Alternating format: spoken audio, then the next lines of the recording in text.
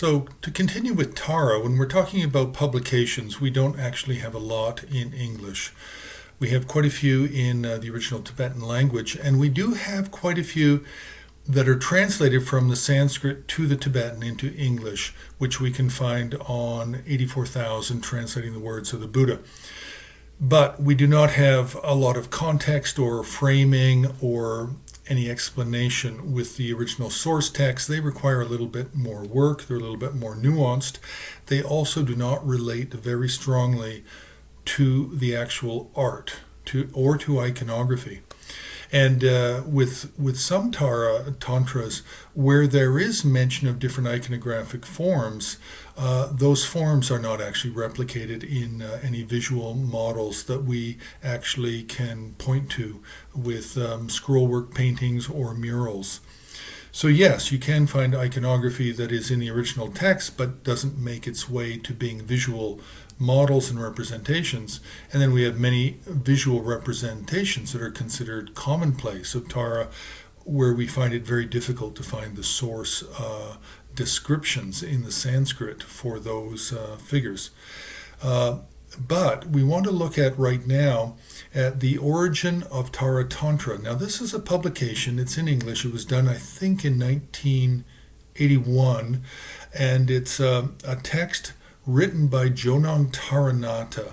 And again, I'm not sure on the date, but I think it's around 1604 is when it's said to have been written. And what it is, the title is a little bit misleading because it's not really the origin of the Tara Tantra. It's not even actually talking about the Tara Tantra so much.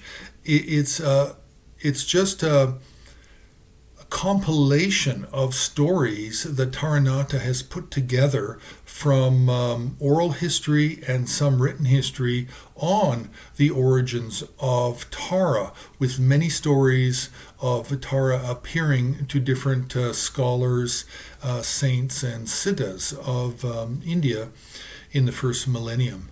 So the book is full of stories. Its real value is in the footnotes and the appendices and the amount of work that David Templeman has gone to try and make sense of this essentially a faith-based work.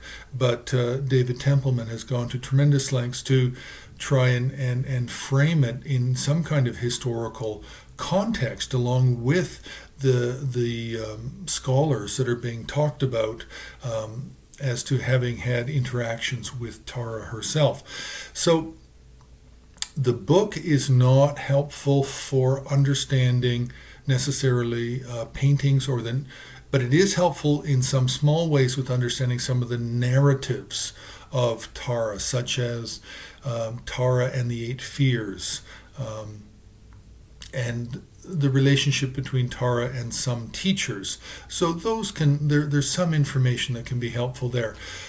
Primarily, this is a study of a faith-based text, which is looking into the religious context origins from a Buddhist point of view of the deity Tara. So press the like button, you can subscribe, you can ask questions, you can also join HAR on Patreon, and very importantly, you can make a donation because we are a not-for-profit organization. We survive on your donations.